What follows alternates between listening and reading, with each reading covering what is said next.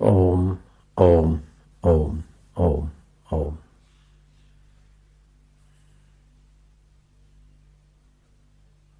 जैसे धर्म के सोपान होते, धर्म की सीढ़ियां होती है, ऐसे अधर्म की भी सीढ़ियां होती है। अधर्म की सीढ़ियां और धर्म की सीढ़ियां।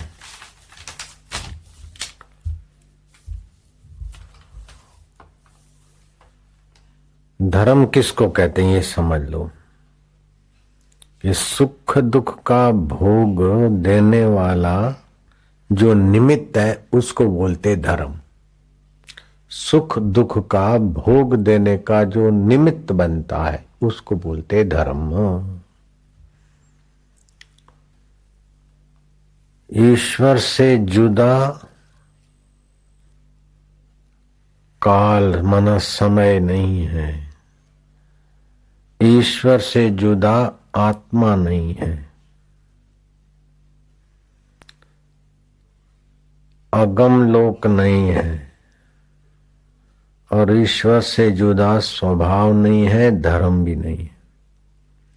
उद्धव ने श्री कृष्ण से प्रश्न किया, ये जो संसार के शब्द स्पर्श रूप रस गंध मन आदि है, शरीर के भीतर मन है, ये शरीर में रहते हैं, तभी मुक्ति होती है या ये सब मिट जाते तभी मुक्ति होती है? इंद्रियां देखना सूंघना चखना और मन ये रहते रहते मुक्ति होती है कि ये मिटते मुक्ति होती है? और आप जैसा कुशल प्रश्न को समझने वाला और कुशल व्यक्ति वह है कि सामने वाला जहां से प्रश्न करता है, प्रश्न के मूल में उसकी शंका किस प्रकार की, वो क्या चाहता है। नहीं तो प्रश्न करता जाएगा और उत्तर देने वाला शब्दों की जाल बुनता जाएगा, उसके प्रश्न से सामने वाले को संतुष्टि तृप्ति नहीं होगी। कृष्ण प्रश्न समझने वालों में शिरोमणि है। प्रश्न का बाप कौन है? जो प्रश्न पूछ रहा है उसके प्रश्न पूछने में मूलभूत उसकी भूल कहां है, क्या नहीं समझ रहा है इसलिए सवाल पूछ रहा है। ये बहुत ऊंची बात है।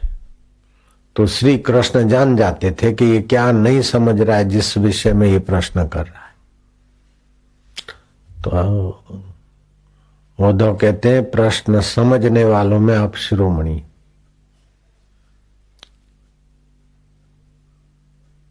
तो ये खाने पीने देखने सूंघने वाली इन मन विचार करने वाला निर्णय करने वाली बुद्धि, ये सब रहते रहते आदमी मुक्त होता है कि इनके मिटने से मुक्ति होती है। अगर इनके मिटने से मुक्ति होती है तो ये मिटने के बाद क्या रहता है? अगर इनके होते होते मुक्ति होती है तो किसकी मुक्ति होती है?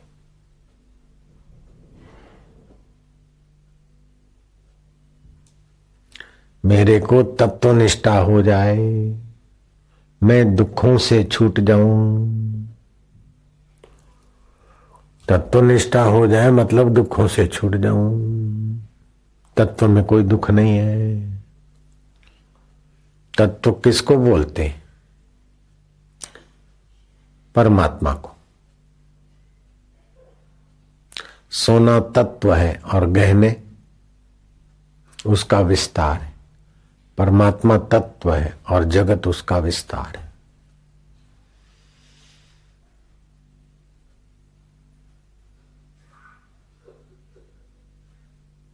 तो तत्व को पाना हो और दुख से छूटना हो तो जगत की आसक्ति देखना, सुनना, सूंघना, मन, बुद्धि, ये तो रहता है, लेकिन इसमें से आसक्ति मिट जाए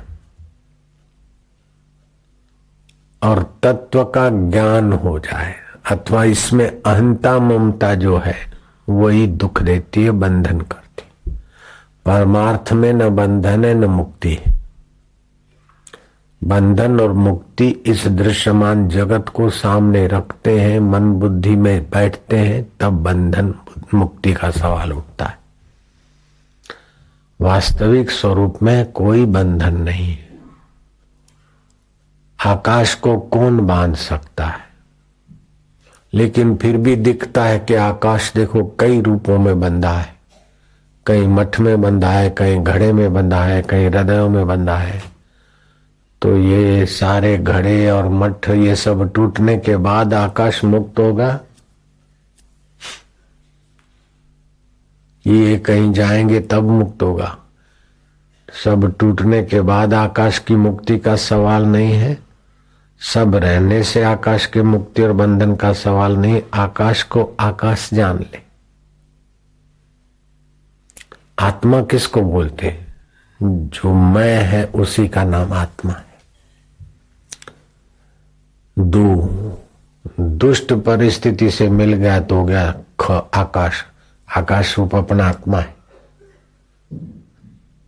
दू से मिल गया तो हो गया दुख, और सुविधा सु से मिल गया तो हो गया सुख। तो सु भी आता है, दू भी आता है, ख ज्यों का त्यों रहता है। सुख आता है, दुख आता है, तो दू आया और सु भी आया, तो दू में भी ख और सु में भी ख, तो ख से ही दिखता है। दू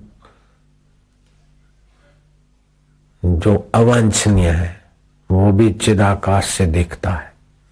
तो जुड़े नहीं तो हो गई तत्वनिष्ठा। तत्वनिष्ठा कौन करेगा?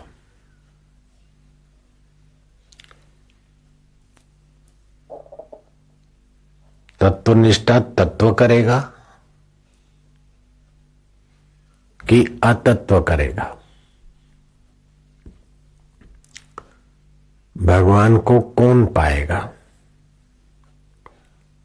शरीर भगवान को पाएगा कि मन भगवान को पाएगा कि बुद्धि भगवान को पाएगी? एक सवाल। दूसरा सवाल कि शरीर नश्वर है, फिर उन नश्वर शरीरों की, गरीबों की, गुरु की, किसी की भी सेवा करते तो नश्वर से शाश्वत कैसे मिलेगा?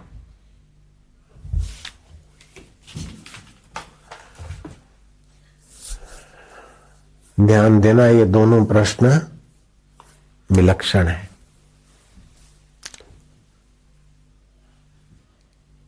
तो नश्वर से शाश्वत कैसे मिलेगा? अनित्य से नित्य कैसे मिलेगा? वास्तविक में भगवान कहते हैं स्वयं भोक्तारम यज्ञ तपसाम सर्वलोक महेश्वरम। जो आप यज्ञ करते इंद्र को, वरुण को, इनको उनको प्रसन्न करने के लिए अथवा वातावरण को शुद्ध करने के लिए, तो भूखे को अन्न देना भी यज्ञ गिना गया, प्यासे को पानी देना भी यज्ञ में है। जिसको जिससे दुख की निवृत्ति हो और उसका मंगल हो, ये काम करना यज्ञ हो जाता है। यज्ञ भी दो प्रकार का होता है, एक संसारी इच्छा पूर्ति के लिए यज्ञ करते और एक भगवान की प्रसन्नता के लिए यज्ञ करते। तो यज्ञ का फल कौन भोगता है? भगवान का भोग क्या है? भगवान कहते भोक्तारम यज्ञ तपसाम। यज्ञ और तपस्या का फल मैं ही भोगता हूं। तो यज्ञ भी नश्वर से करते, तप भी नश्वर शरीर से करते, लेकिन उसका फल चैतन्य शाश्वत भोगता है। माँ बाप का शरीर नश्वर है, लेकिन बेटा सेवा करता है तो नश्वर शरीर का तो निमित्त होता है, सेवा उनके चित्त में शाश्वत सत्ता की होती है और कर्ता भी शाश्वत सत्ता से है। तो सेवा करने से अपने शरीर की आसक्ति मिटती, अपनी नश्वर आवश्यकताएं में शांति होती है। सुख सेवा करते माना दूसरे को सुख देते, दूसरे को सुख देते तो अपने सुख की लोलुपता छूटती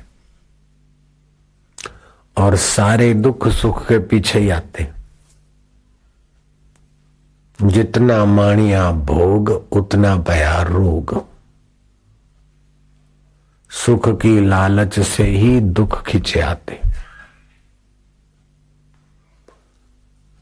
तो आवश्यकता और इच्छा, आवश्यकता होती है तत्व की, सच्चे सुख की, लेकिन इच्छा होती है गलत साधनों की। ये मिल जाए, ये मिल जाए, ये मिल जाए, ये मिल जाए तो मैं सुखी हूं। तो मिलने में पाने में प्रवृत्ति करेगा और भोगने में भी प्रवृत्ति करेगा, और पाने में और भोगने में प्रवृत्ति हुई तो पराधीनता और थकान आएगी। इसीलिए इन भोगों से और आसक्तियों से उपराम हो, प्रवृत्ति मात्र थकाएगी। ऐसी कोई प्रवृत्ति नहीं जिसमें शक्ति का ह्रास न हो। प्यारे से प्यारा पति हो, पत्नी हो, और प्रवृत्ति करके एक दूसरे से सुख ले, थकते। प्यारे से प्यारा भोग और प्रवृत्ति करके लेते तो भोगने के बाद थकते। तो चित्त को आवश्यकता में लगाना। आवश्यकता है सच्चे जीवन की, तत्व की आवश्यकता है, और इच्छा होती है तत्व की आवश्यकता है जीव को, और शरीर को आवश्यकता है अन्न जल पानी आदि की। तो शरीर की आवश्यकता पूरी कर लो और अपनी आवश्यकता पूरी कर लो तो आराम से सुखद जीवन हो जाएगा। हम शरीर की आवश्यकता इच्छा का जामा पहरा के पूरा करते कि ए भी होना चाहिए, ए भी होना चाहिए। अब सादी सूदी रोटी से, आरोग्यप्रद भोजन से हम जी सकते हैं, लेकिन टेस्ट लें। आरोग्यप्रद वस्त्रों से हम जी सकते हैं, लेकिन चमक धमक वाले चाहिए।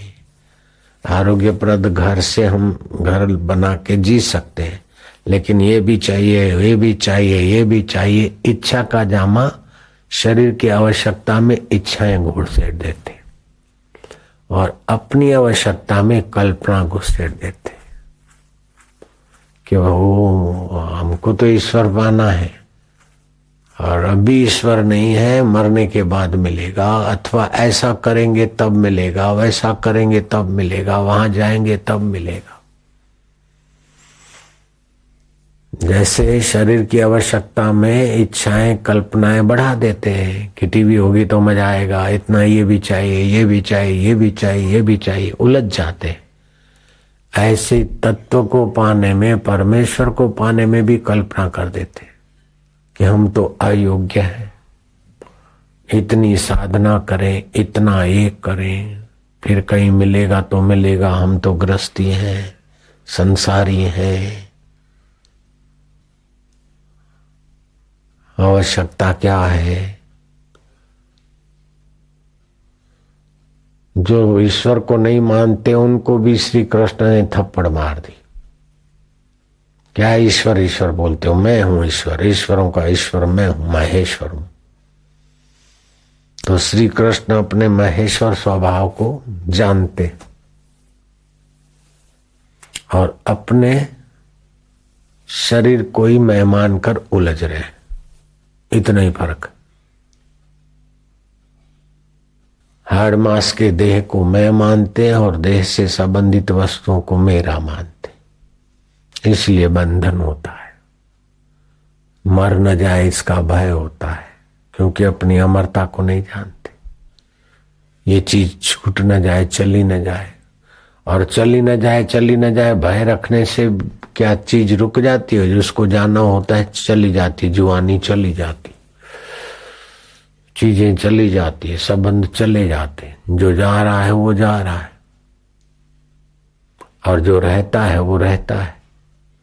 तो तत्व का कभी वियोग नहीं हुआ और वियोग करना चाहो तो भी नहीं हो सकता। लेकिन उस तत्व की प्रीति, तत्व में विश्रांति के बिना तृप्ति नहीं होती, संतोष नहीं होगा।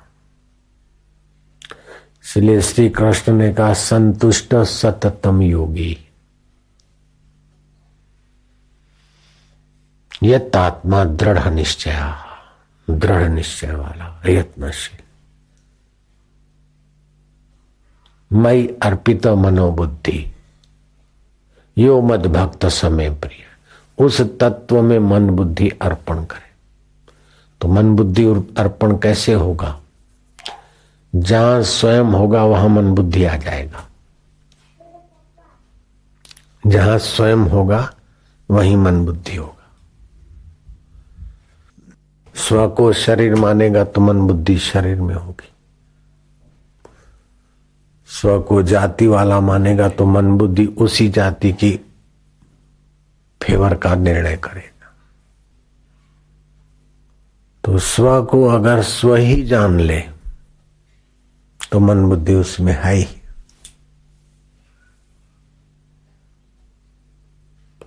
एक बाबा थे, उन्होंने यात्रा की, फिर देखा कि बाहर कब तक प्रवृत्ति, कब तक घूमे। एक बड़ा विशाल वट वृक्ष था, बाबा ने निश्चय कर लिया, वहां कुटिया बना ली। बोले वट वृक्ष की छाया जहां तक जाती उतने से बाहर नहीं जाएगी। तो उनको लोग दरकतिया बाबा बोलने लगे। दरकत से बाहर नहीं जाए। तो अखंडानंद जी उनसे मिलने गए कि बाबा भगवान में मन बुद्धि लग जाए, तत्वनिष्ठा हो जाए। तो बाबा ने कहा अच्छा गुरु जाओ, कल शाम को लौटना। भगवान के सिवाय कौन सी चीज है जहां मन बुद्धि जाती?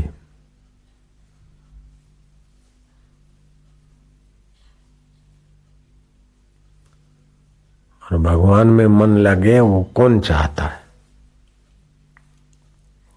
तो ये तो सतपात्र थे, शांतनु, बाद में अखंडानंद जी बने। खोजते खोजते कि जब सारा पसारा भगवान का है तो फिर गाय दिखती है, लेकिन गाय की आंखें जिसकी सत्ता से देखती वो कौन? गाय का शरीर जिसकी सत्ता से चलता है वो कौन? पक्षियों की किलोल किसकी सत्ता से? तो और सारा जगत जब ब्रह्म का विवर्त है तो मन बुद्धि ब्रह्म परमात्मा के सिवा और जगह कहां जाएगी? इस प्रकार का ज्ञान होने से विश्रांति आ जाती है तत्व पे। न शरीर मन इंद्रियां ये देखना बंद करना पड़ता है और न इनको मैं मेरा मानकर जगत को सत्य मानकर व्यवहार में उलझना पड़ता है। अपनी प्रवृत्ति शरीर की आवश्यकता कम करके प्रवृत्ति कम करते और विश्रांति पाते जाए तो तत्व में स्थिति हो जाए, तत्व में निष्ठा हो जाए।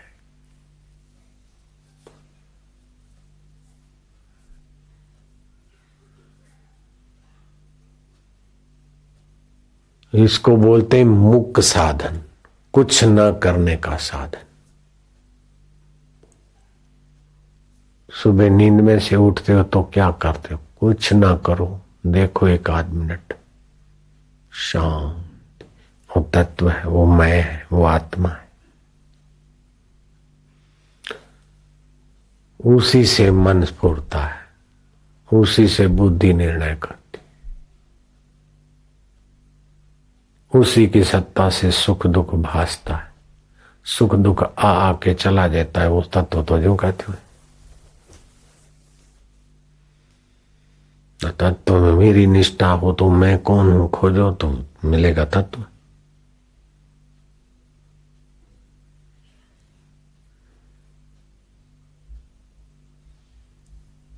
श्वास चल रहा है, अपने तरफ से मत चलाओ। श्वास चल रहा है, श्वास अंदर गया सो, बाहर आए हम।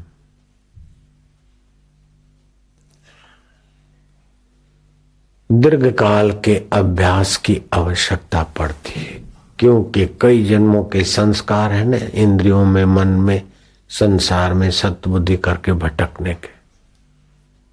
इसीलिए वशिष्ठ महाराज ने राम जी को कहा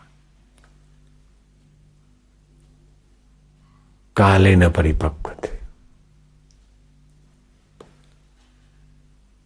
यह अभ्यास का मार्ग है, उसमें समय की आवश्यकता है। विचार मार्ग में हुई हूं बस पति गऊ। रजोगुण तमोगुण बढ़ेगा तो निष्ठा ढीली रहेगी, इसलिए सत्वात संजायते ज्ञान। दिन को नींद करने से रजो तमोगुण बढ़े। शरीर फेटी है तो दोष है शरीर में, त्रिफला फाकला फाका करे ताकि पेट नाड़ियां सफा रहे। प्राणायाम क्या करे 20-25, सारा तंत्र ठीक रहे। लेकिन ये मैं ठीक हो गया या मैं बीमार हूं, ये गलती ना आने दे।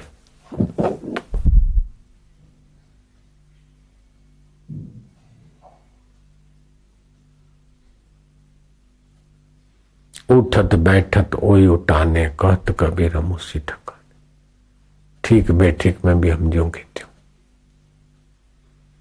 मौका मिले तो आकाश के तरफ, खुले आकाश में नजर जमा के बैठे, सो हम जपे कभी खुले आकाश को देखे, मन शांत तत्व में जाए। सफुर मन है, निष्फुर ब्रह्म है। तो पानी शांत है तभी भी पानी है, और लहरियां है तभी भी पानी है। तो फुर रहा है तो भी ब्रह्म ही हो गया। लेकिन वो पहले विश्रांति का अनुभव करे तब फुरने में ब्रह्म दिखेगा।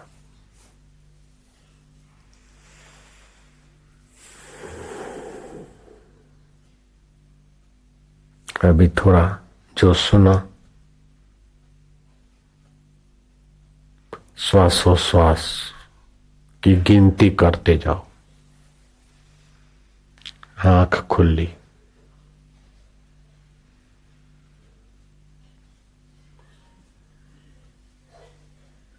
बंद रखो तो बंद में अगर अनुकूल पड़ता है तो अमावस्या दृष्टि, खुली में अनुकूल पड़ता है तो पूर्णिमा दृष्टि, और ज्यादा खुली में मन भटकता है तो फिर अर्ध उन्मूलित नेत्र, प्रतिपदा दृष्टि ध्यान में। उसी का अभ्यास। अभ्यास योग युक्तेन चेतसा नान्यगामिनी। अभ्यास योग से युक्त हो जाओ, अपनी चेतसा अन्यगामिनी न होने दो। जहां जहां मन इधर उधर जाए कल्पनाओं में लाके उसी में लगाओ। एकाग्रता ही ध्यान का स्वरूप लेगी, और ध्यान ही परमात्मा में परिपक्व स्थिति कराता। श्रवण से 10 गुना मनन, मनन से 10 गुना नित्य ध्यासन, 100 गुना वो ध्यानित होगा। विचार के द्वारा ध्यान अथवा एकाग्रता का ध्यान, जो अनुकूल पड़ता है। ये हो गया धर्म का मार्ग। अधर्म का मार्ग क्या होता है कि अधर्म का मार्ग होता है कि पहले दुष्ट का संग मिलता है। दुष्ट का संग मिलने के बाद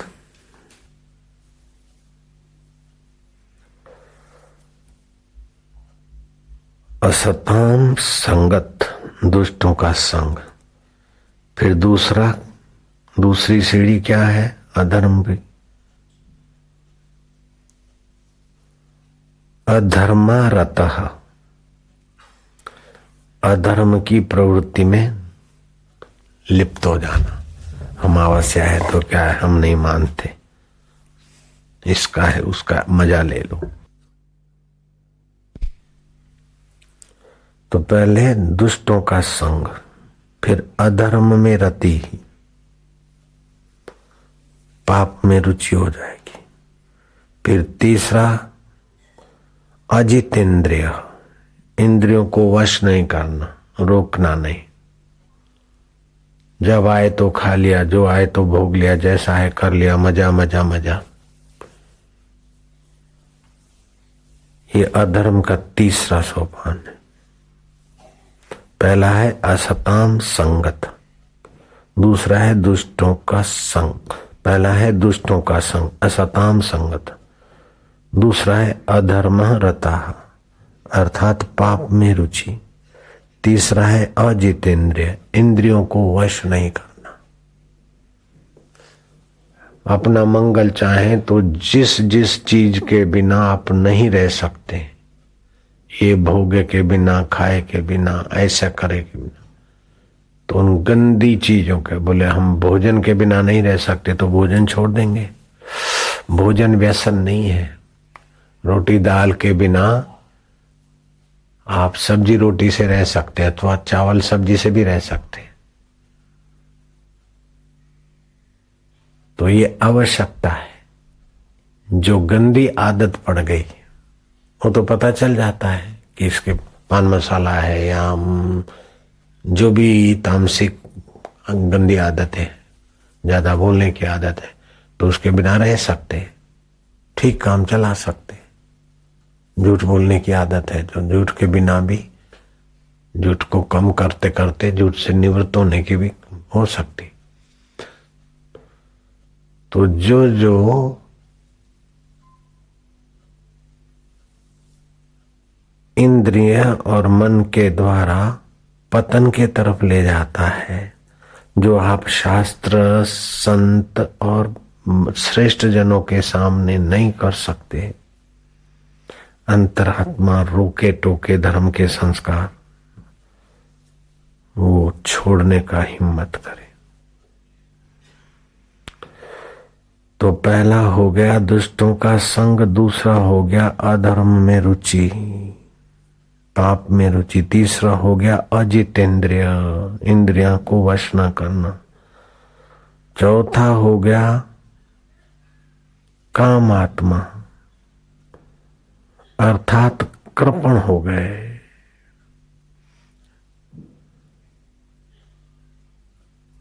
पीछे की बात याद करके दुखी हो रहे हैं, शोक कर रहे हैं, आगे की कल्पना करके ये छूट न जाए, वो छूट न जाए, ऐसा न हो जाए, ये कृपणता आ जाएगी, भय आ जाएगा। तो 1000 प्रमोशन होने के बाद भी आत्मा की बढ़ोतरी नहीं होती, और 1000 रुकने के बाद भी आत्मा की कटौती नहीं होती। तो ये जो भी होगा मरने वाले शरीर के लिए होगा। तो जो भी मिलेगा तो मरने वाले शरीर को मिलेगा, तो उसके लिए डरना क्या। और छूटेगा तो जो पहले नहीं था वही छूटेगा। छूट भी जाएगा तो क्या छूटेगा। अपने मैं को तो छोड़ नहीं सकते और शरीर को सदा रख नहीं सकते। ये न छूट जाए, वो न छूट जाए, लेकिन ये अधर्म के कारण टेंशन, तनाव और भय हो जाता है। तो असताम संगात, जिनके स्वभाव में संतत्व नहीं है, शास्त्र ज्ञान और संयम नहीं है, ऐसे लोगों के संग से जीवात्मा का पतन होता चला जाता है।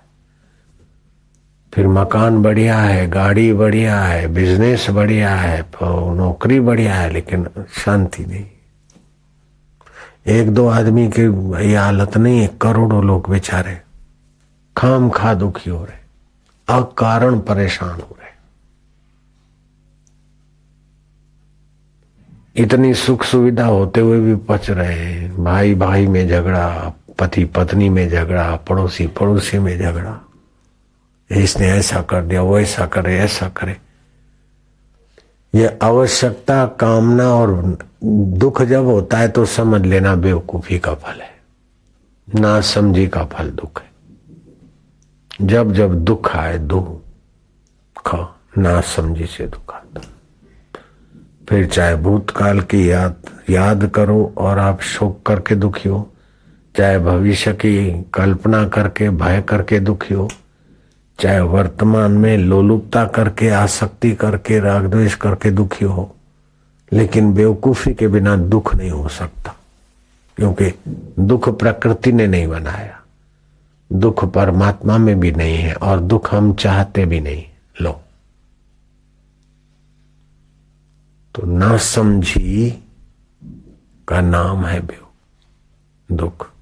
ऐसा होना चाहिए, ऐसा क्यों नहीं हुआ, दुनिया ऐसी क्यों है, ऐसी क्यों है, बड़ा अन्याय हो रहा है। अरे बुद्धू, भगवान इतनी सृष्टियां एक तुमको दिखती ऐसी तो कई कई सृष्टियां हैं। इतनी सृष्टियां चला रहे हैं, संचालित कर रहे हैं, तो तुम्हारे से उनकी अक्ल क्या कम हो गई जो तुम जजमेंट देते हो, निर्णायक बनते हो कि ऐसा नहीं होना चाहिए, ऐसा नहीं होना चाहिए, ये ऐसा हो गया, ये ऐसा हो गया। मन को समझाओ कि बेवकूफ नंदन, अगर तेरी चाह का होता रहे ऐसे, दूसरा भी जैसा चाहेगा ऐसा होगा तो सबके चाह के अनुसार हो तो क्या संसार चल सकता है क्या? तो किसकी इच्छा पूरी होगी? कभी किसी की, कभी किसी की, थोड़ी उसकी थोड़ी उसकी, धक्का मुक्की से गाड़ी चलती रहती।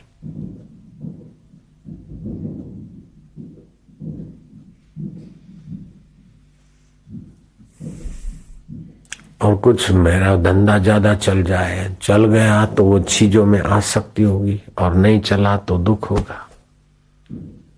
जो चलना होगा वो चलेगा, अपने तरफ से पुरुषार्थ करो, लेकिन आसक्ति, आग्रह, नहुग्रह इतना दुख नहीं देते जितना अपने मन की बेवकूफी का आग्रह दुख देता है। पत्नी ने ऐसा क्यों बोल दिया, ऐसा क्यों कर दिया, इसने ऐसा क्यों कर दिया, उसने ऐसा क्यों कर दिया।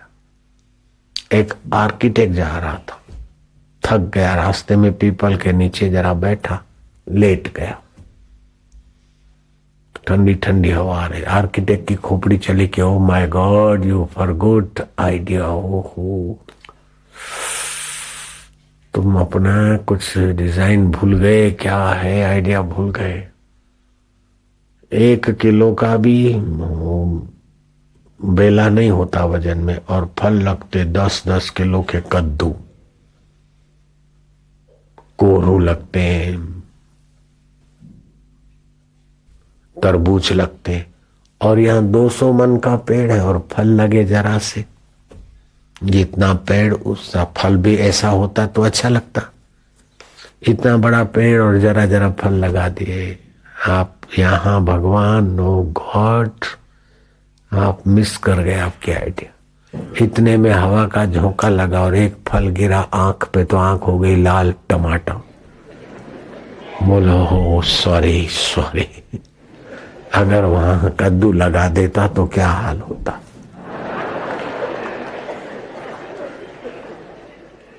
तो जो ईश्वर की सृष्टि में नुक्स निकालते या अपनी इच्छा के गुलाम बन के ये होना चाहिए, ये नहीं होना चाहिए, इसने ऐसा क्यों करा, उसने ऐसा क्यों करा, वे लोग दुख मेकर हो जाते, दुख की फैक्ट्री चालू कर देते।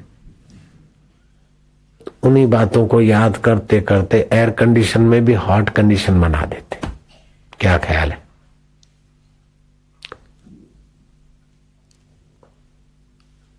सुविधाओं में भी परेशानी बना देते। वो फुटपाथ वाले के पास सुविधाएं नहीं है, लेकिन सोचने का तरीका, अरे हो जाएगा, देखा जाएगा, क्या ले जाना है, और मजे से गाना गा रहा है, खा रहा है, सो रहा है, हटा कटा बैठा। तो फुटपाथ पर रहने से सुख मिलता है ऐसी बात भी नहीं। वहां भी अगर अधिक खाता पीता, व्यसन और अधर्म करता है तो वहां भी परेशान है। न फुटपाथ पे सुख है न महल में सुख है। सुख तो वहां है जहां संत का मन ठहरता है।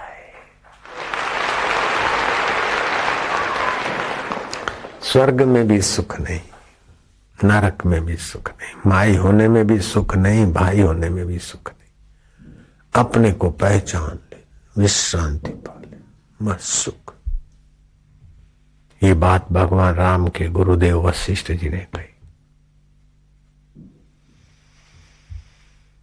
तो अधर्म की सीढ़ी छठी क्या है? लुब्ध अर्थात लोभ। कहीं से भी विषय विकारी सुख मिला तो अधिक अधिक अधिक, तो उसमें ज्यादा।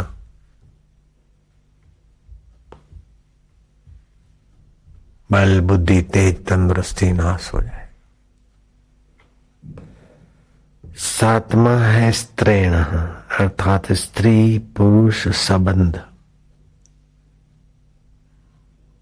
जन्म जन्म मिलते रहे, ये मेरे कहने में चले, ये ऐसा नहीं करे, वो ऐसा नहीं करे, इससे भी दुख बनाते। ये भी अधर्म का ही बेटा है। पार्वती जी, सती जी जा रही है दक्ष जी के यज्ञ में। भगवान शिव जी की इच्छा नहीं थी, क्योंकि यज्ञ ने स्टंट, दक्ष ने स्टंट से यज्ञ किया था, कुभाव से यज्ञ किया था। शिव जी जानते थे, सती को बताया, लेकिन सती को मां की ममता, बहनों की ममता, अपने जीजाओं से मिलने की ममता हो गई। तो शिव जी दुखी नहीं हुए। शंकर सहज स्वरूप संभारा, लागे समाधि अखंड पारा के होता रहता है। मन भिन्न भिन्न है, अवश्य चलो शांत हो। बाद में सती को पश्चाताप करना पड़ा, बहुत तपस्या की शिव जी को प्रसन्न करने को। तो सातवां है ये स्त्रीण, स्त्री पुरुष में वस्तुओं में बंध जाना। और आठवां अधर्म का सीढ़ी क्या है? भूत वित्त हिंसका अर्थात दूसरों को दुख पहुंचा कर भी भोग और मजा और वाहवाही चाहिए।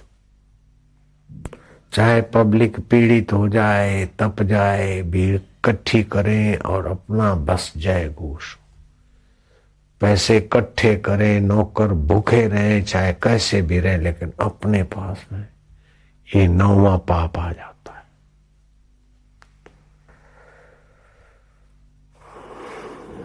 अविधाना,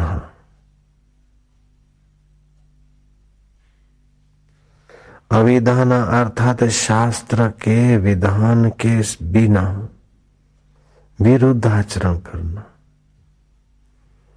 मांस खाना, दारू पीना, भूत प्रेत डाकिनी शाकिनी की उपासना करके भी कुछ किसी का टांग तोड़ना, करवाना या कुछ पाना, ये अविधान रूपी अधर्म नौवां पग चरण है। अवशोजंतु अर्थात पराधीन पशु की तरह हो जाता है, लग जाता है। ये श्रीमद् भागवत का श्लोक का मैंने व्याख्या बताई आपको।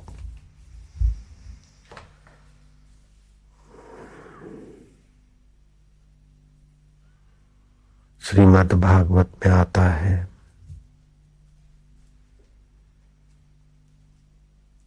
भागवत का 10वां स्कंद 27वां अध्याय 28वां श्लोक। ये धर्म के 10 चरण, इनसे बचना चाहिए।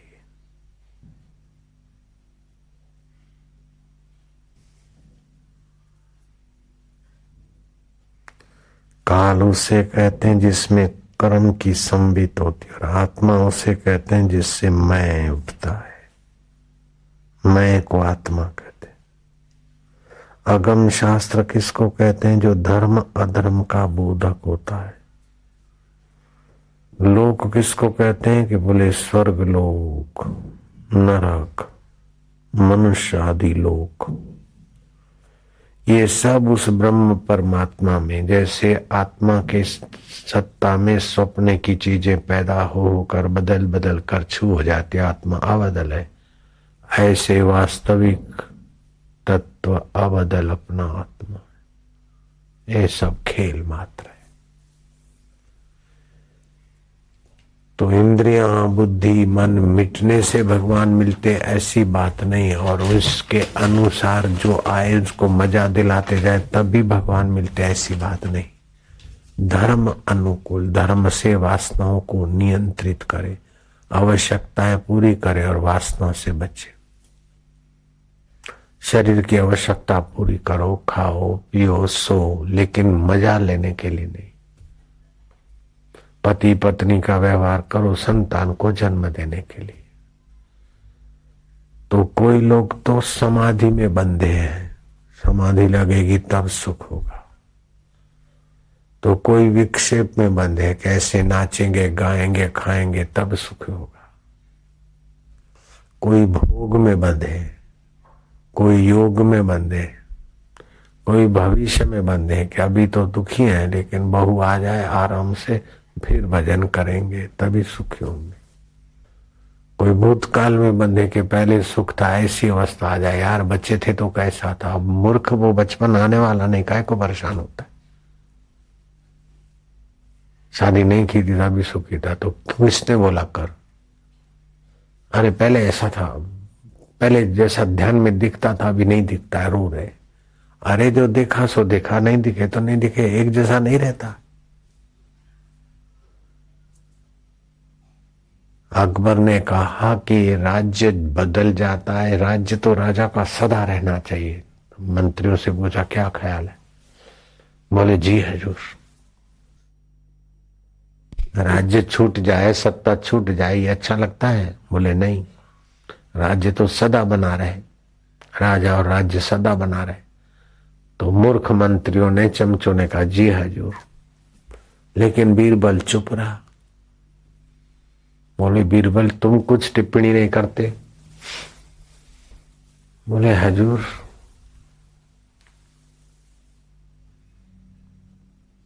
अगर सदा राज्य राजा का बना रहता तो आप अभी राजा नहीं हो सकते थे। किसी का राज्य गया तब आप राजा हैं, और आपका जाएगा तब कोई बनेगा।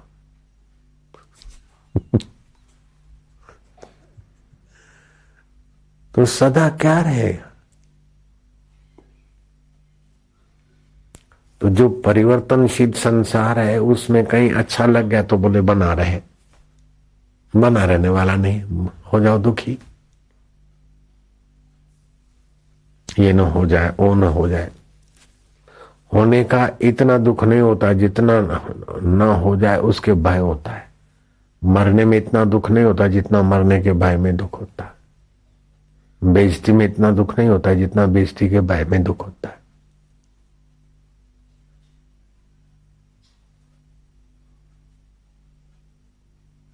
मेरा क्या होगा, मेरा क्या होगा? अरे लाखों लाखों जन्म बीत गए बेटे, लाखों लाखों बार निंदा हुई, लाखों जन्मों में लाखों बार स्तुति हुई, लाखों सुख मिले लाखों दुख हुए। तो ये जरा सा जीवन है तुम्हारा। देवताओं के 60 दिन तुम्हारे 60 साल हो जाते,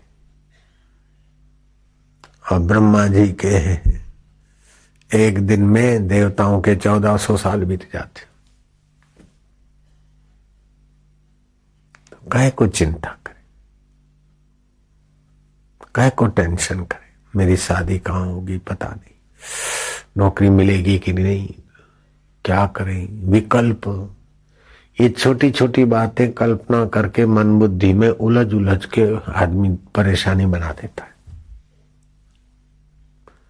शास्त्रीय ढंग से सोचने का तरीका नहीं, शास्त्रीय ढंग से खान पान का तरीका नहीं, तो अधर्म के संगियों के संग में आकर धार्मिक आदमी भी बेचारे दुखी हो जाते।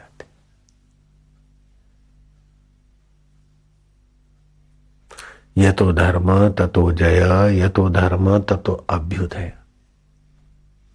जो ब्रह्मांड को धारण करने वाली भगवान की धारणी शक्ति है, उसको बोलते धर्म। जिससे हम और हमारे संपर्क में आने वाले सुख को, शांति को, आनंद को, वैभव को प्राप्त हो। तो बोले महाराज कहाँ ये धर्म से वैभव को कहाँ प्राप्त हो? वो देखो अधार्मिक आदमी, इतना बड़ा मकान है, वैभव है, और इसको तो छोटा है। ओहो, बाहर की वस्तु को वैभव ही कहा जाए ऐसा नहीं है, आत्म वैभव होता है। बड़ा मकान है और सुखी नहीं है तो वो दरिद्र है। बड़ा धन है, बड़ा मकान है, लेकिन पाप के बिना उसको सुख नहीं मिलता है तो दरिद्र है।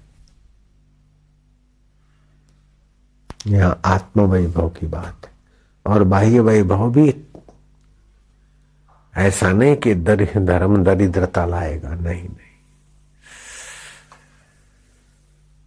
धर्म न दरिद्रता लाता है, न बाह्य वैभव की आसक्ति लाता है। सत उपयोग, मन का सदुपयोग, बुद्धि का सदुपयोग, वस्तु का सदुपयोग। धर्म माना सत्य में स्थिति करने के लिए आपके संपर्क में आने वाले का भी सत्य के तरफ झुकाव करते। सत्य से श्रुत बना, श्रुत से श्रद्धा, अर्थात सत्य स्वरूप तत्व को पाने के लिए एक होता है विवेक, दूसरी होती है श्रद्धा। जिसका विवेक तीव्र है, अनित्य शरीर, अनित्य संसार, उसको जानने वाला नित्य मैं कौन हूं, विवेक तीव्र हो तो विवेक के द्वारा जान लेगा अपने स्वरूप को। और जिनका विवेक कमजोर है तो उनकी श्रद्धा, श्रद्धा किसको बोलते? कि जो दूसरे के अनुभव से सीखने की योग्यता, उसको श्रद्धा बोलते। दूसरों से फायदा उठाने की योग्यता का नाम श्रद्धा। दूसरों से सत्य का फायदा उठाने की योग्यता श्रद्धा है। और ये जन्मजात मनुष्य में है। स्कूल में जाते तो बच्चे थोड़ी बोलते कि ये ऐसा क्यों, ये एक ऐसा क्यों, मानकर ही तो पढ़ते। तो जब व्यवहार में भी श्रद्धा के बिना प्रगति नहीं होती तो परमार्थ में भी श्रद्धा, और श्रद्धा से विवेक जगे, और विवेक से श्रद्धा का फल जगे। एक दूसरे की सापेक्ष पोषक है। श्रद्धा बिना धर्म नहीं हुई, लेकिन विवेक तीव्र है तो भी तत्व को जान लेगा। श्रद्धा तीव्र है तो तत्व को मान लेगा, मान लिया तो जान लिया। कोई योग के द्वारा जानते, कोई तत्व विचार के द्वारा जानते, कोई भक्ति भाव से जानते, कोई तत्ववेता महापुरुषों के वचन मानकर जान लेते। चार तरह के हो जाते। मेरे को अनुभव हुआ, लेकिन कभी कभी ऐसा होता था कि तो मैं भी तत्व ब्रह्म, लेकिन बापूजी के सत्संग में इतने लोग आते और इतना अनुभव की बातें बोलते, मेरे तो नहीं आते। तो ये थोड़ा सा संशय होता था। तो एक दिन सुबह बापूजी ने कोई ग्रंथ किसी को दिया पढ़ने को, और सुबह 4-5 बजे। तो बापूजी तो समझ गए थे। तो मेरे को लक्ष्य करके बापूजी ने कहा कि कुछ लोगों के मन में होता है कि भाई मैं असंग हूँ, चैतन्य हूँ, ब्रह्म हूँ, आत्मा हूँ, अनंत। लेकिन भाई साईं का ब्रह्म ज्ञान सब मैं क्या बता। अरे भाई हम तो गीता सिर पर उठा के बोलते हैं कि भाई जो लीला शाह है वही आशाराम तुम हो। मैं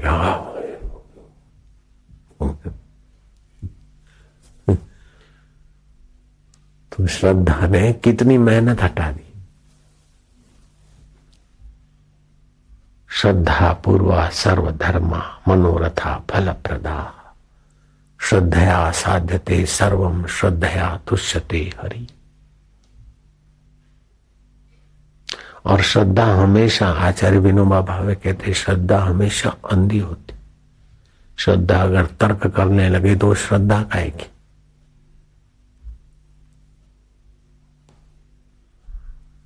श्रद्धा में विवेक होता है, विचार होता है, कुतर्क नहीं होता। और अंधश्रद्धा अंधश्रद्धा जो बोलते हैं लोग, तो उनसे पूछो कि तुमने अंधश्रद्धा की कि नहीं। सब बातें देखकर तुम मानते हो कि अंधश्रद्धा से मानते हो? अपने बाप को किसने देखा, देख के मानते हो कि माँ ने कहा या किसी ने कहा ये तेरा बाप, तब मानते हो? रसोई पर भी श्रद्धा करनी पड़ती है कि झूठा नहीं किया होगा। हजाम पे भी श्रद्धा करनी पड़ती है कि यही करेगा, यूं नहीं घुमाएगा। ड्राइवर पर, पायलट पर भी श्रद्धा करके टिकट लेकर बैठना पड़ता है। श्री कृष्ण कहते हैं श्रद्धस्व तात श्रद्धस्व, श्रद्धा करो श्रद्धा करो। अर्जुन को, अर्जुन की श्रद्धा थी तभी तो कृष्ण के आगे घुटने टेके, फिर भी गीता में आया श्रद्धावान लभते ज्ञानम। और अष्टावक्र कहते श्रद्धस्व तात श्रद्धस्व। वेद में तो श्रद्धा सुक्त है। श्रद्धा प्रातः काल है, श्रद्धा देवी हम तुझे प्रार्थना करते, हमारे हृदय में अविचल भाव से रहो। मध्याह्न संध्या विंदती, मध्याह्न काल संध्या के समय प्रार्थना करते कि हमारी श्रद्धा दृढ़ रहे।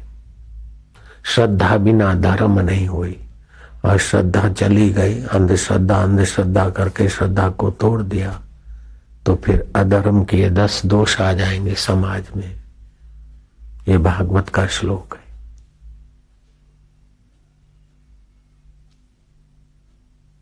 श्रद्धा पूर्वा सर्वधर्मा मनोरथा फलप्रदा। हमारी मूर्ति में श्रद्धा थी, भगवान में श्रद्धा थी, तभी हम नीची हल्की जिंदगी से बच पाए। हमारे साधकों की या धार्मिक लोगों की श्रद्धा है, इसलिए मानसिक टेंशन से बचते।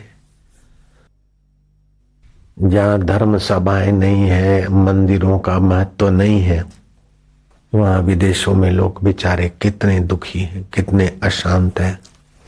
मानसिक रोगियों की संख्या कितनी ज्यादा है। क्या आप हिंदुस्तान में मानसिक रोगियों की भीड़ बढ़ाना चाहते क्या? भले उसकी अंधश्रद्धा है, लेकिन उसको शांति तो मिल रही है। चलो भगवान के पास गए तो अभी विश्लेषण विभाग जो दुनिया के कई देशों का विश्लेषण किया कि आत्महत्याएं कौन सी जाति में ज्यादा होती, तो बोले सबसे कम में कम जाति, कम से कम आत्महत्या के केस हिंदुओं में बनते, क्योंकि उनके धर्म में श्रद्धा है और जूझने की शक्ति देती श्रद्धा। विघ्न बाधा और दुखों से जूझने की और शक्ति देती है और सहन शक्ति देती। इसलिए हिंदुओं में आत्महत्या के केस सबसे कम बनते। तो अब अपने को क्या करना चाहिए कि अपने को भगवान में प्रीति और संसार से, संसार की शरीर की आवश्यकता और अपनी आवश्यकता ईश्वर से पूरी होगी, ये समझ लो। शरीर शमशान की, कब्रिस्तान की डिपॉजिट है। शरीर छूट जाएगा, लेकिन आत्मा, रूह अमर है। वो आत्मा परमात्मा को पाए बिना उसको चैन नहीं पड़ेगी, चाहे कितने जन्म भटके। अभी पालो तो अभी अशांति, अभी आनंद, अभी तृप्ति। और आत्म तृप्ति पाने से शरीर भी स्वस्थ रहेगा, मन भी प्रसन्न रहेगा, और बुद्धि में नित्य नवीन प्रकाश और ज्ञान आएगा। आत्मलाभात सर्वलाभम, आत्मलाभात परम लाभम न विद्यते, आत्मज्ञानात परम ज्ञानम न विद्यते, आत्मसुखात परम सुखम न विद्यते।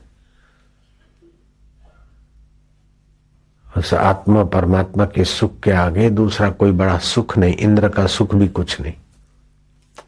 आत्मज्ञान से बढ़कर दुनिया का कोई ज्ञान नहीं, आत्मलाभ से बढ़कर कोई लाभ नहीं। डॉलर की तो ऐसी तैसी।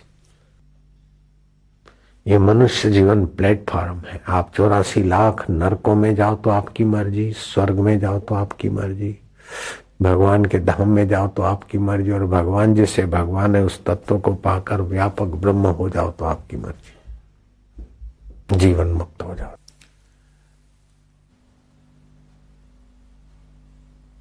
वही सुख अच्छा है।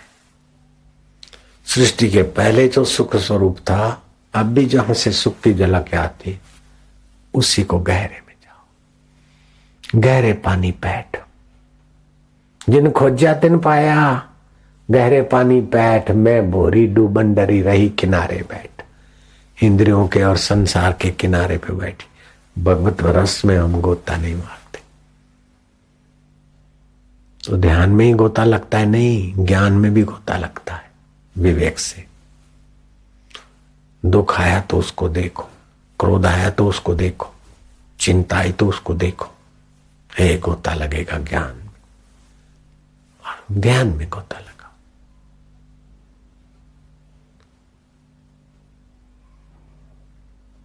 मेरा क्या होगा, मेरे में बहुत बुराइयां हैं।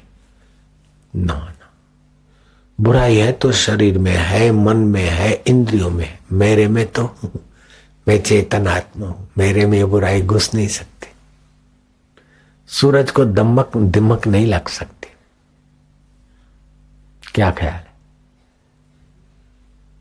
लकड़ी को दिमक लगती, ऐसी सूरज को लगेगी क्या दिमक? ऐसे सूर्यों का सूर्य ज्ञान स्वरूप मेरा आत्मा है, परमात्मा है। मैं उसी का बालक हूं। विकार आए तो मन में, मैं मन का गुलाम नहीं बनूंगा। हरि ओम ओम ओम ओम ओम ओम ओम ओम ओम ओम ओम ओम ओम ओम ओम ओम बल। हरि ओम ओम ओम ओम ओम ओम ओम ओम ओम ओम ओम आनंद। हरि ओम ओम ओम ओम ओम चेतना। हरि ओम ओम ओम ओम ओम ओम ओम ओम ओम आनंद, ओम शांति, ओम माधुर्य। चिंता, विकार, पाप, इनका चिंतन क्यों करो? चिंतन करके चिंतित क्यों होते? चिंता से चतुराई घटे। ओ मेरो चिंत्य होत नहीं, हरि को चिंत्य हो। हरि जो माया हर ले, पाप ताप हर ले और अपनी कृपा भर ले, उसको हरि बोलते। हरि ओम हरि ओम हरि ओम हरि ओम हरि ओम। ये तो चलते फिरते कर सकते ना, नाम कमाई, उससे भगवान के गुण, भगवान का सामर्थ्य प्रकट होगा। हरि ओम हरि ओम हरि ओम हरि ओम। होठों में बोलते जाओ, ओम ओम आनंद, ओम ओम शांति, ओम ओम